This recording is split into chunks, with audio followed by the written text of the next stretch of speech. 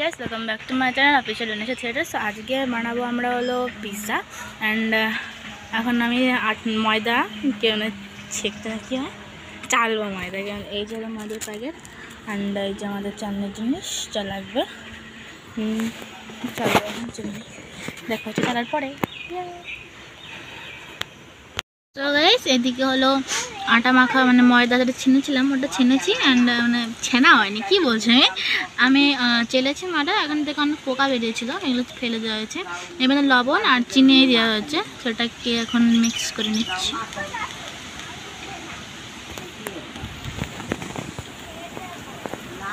And guys এখন পনির তেল দিয়ে দেবো। আমি এখানে 1 মুটকি নিয়েছি, বেশি নিচ্ছি না।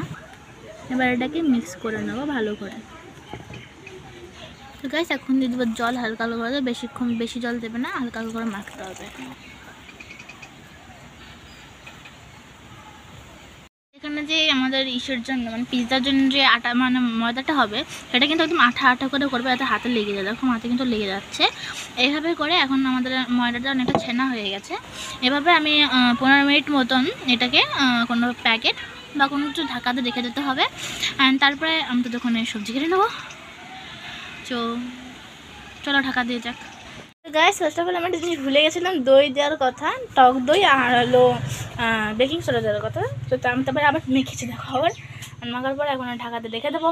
চলো ঢাকাতে, আমি থালা দিয়ে ঢাকা দিচ্ছি, বাট এটা তো হচ্ছে না। এবার কে হাতে ঢাকা দেবো, এইটাকে হাতে ঢাকা দিই হো গেয়া। অ্যান্ড এবার কাটবো আমরা সবজি, দেখা হচ্ছে সবজি কাটার পরে। সো গাইস না আমি এখানে কড়াইতে তেল দিয়েছি, তাতে এটা অ্যান্ড এখানে কেটেছি হলো ক্যাপসিকাম টমেটো, আর এখানে আছে হলো এটা হলো জিরে গুঁড়ো, এটা হলো গোলমরিচ গুঁড়ো, এটা হলো লঙ্কা গুঁড়ো। আমি জিরেটাকে প্রথমে শুকনো করে ভেজে নিয়েছি। অ্যান্ড এখানে আছে হলো আমাদের পনির। তো আমি বানাবো পনির পিৎজাটা। চলো এখন আমি এটাকে দিয়ে দেবো, মানে মশলা যতগুলো আছে এটা দেওয়ার পরে সঙ্গে সঙ্গে কিন্তু আমি আমার মশলাটা দেবো না, যেহেতু আমার এটা হাই দিয়ে আছে, আমি হাইটাকে একটু কম করে দিচ্ছি।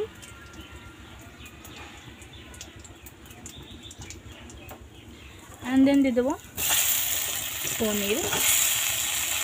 দেখো এটা কিন্তু লাল মির্চ মানে যেটা হলো কাশ্মীরি লাল লঙ্কা, ওটা হলে কিন্তু বেশি ভালো হয়। যেহেতু আমার কাছে নেই কিন্তু এটাই করছে।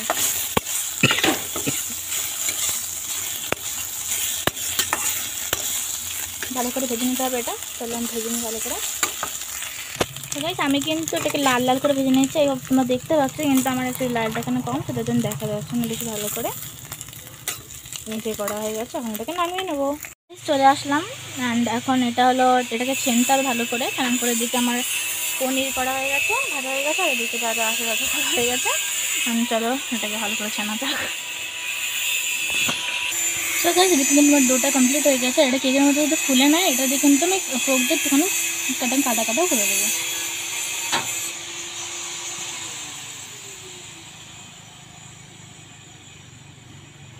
বুঝতে পারছি না কী করে করবো। তো গাইস আমি সস পনির বা যা যা আছে সব দেওয়ার পরে আবার দেখা হচ্ছে পরে। এটা কিন্তু পুরো কমপ্লিট হয়ে গেছে। আমি এখন এখানে হলো বাড়ি দিয়েছি, এই জায়গাটায় আমি আমার পিৎজাটাকে বসিয়ে দেবো। প্রথমে একটা থালায় উঠাই নিই আগে। সেটা হলো এদিকে হয়ে গেছে অ্যান্ড দেখা হচ্ছে 1.5 ঘন্টা পরে। Bye bye. এখানে কিন্তু পুরো মানে 2টো পিৎজা বানানো হয়েছে, যাতে একটায় যতক্ষণ লেগেছে তার থেকে আরও ছিল। তারপর আরও অনেক কিছু ছিল পনির বাদে, ওটাতে আরেকটা বানিয়ে ফেলেছে। আর আমাদেরটা হয়ে গেছে, চলো দেখাই। এই যে হচ্ছে পিৎজা, জানি না কেমন হয়েছে। অ্যাকচুয়ালি এটা তুলতে যায় না, শেপটাই পুরো একদম গেছে। এইটা ভালো লাগছে।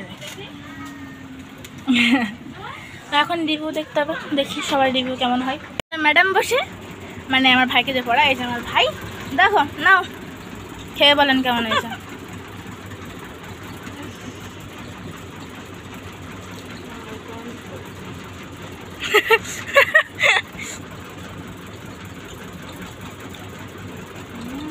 কেমন হয়েছে?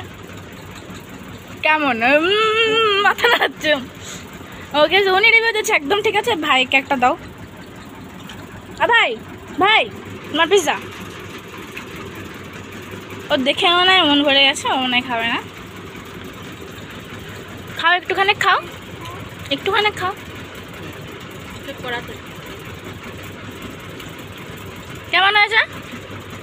খুব সুন্দর। ভাই রিভিউ দিয়েছে খুব সুন্দর। চলো আমার কাছে যাওয়া যাক। হয়েছে মোটামুটি, তাই তো?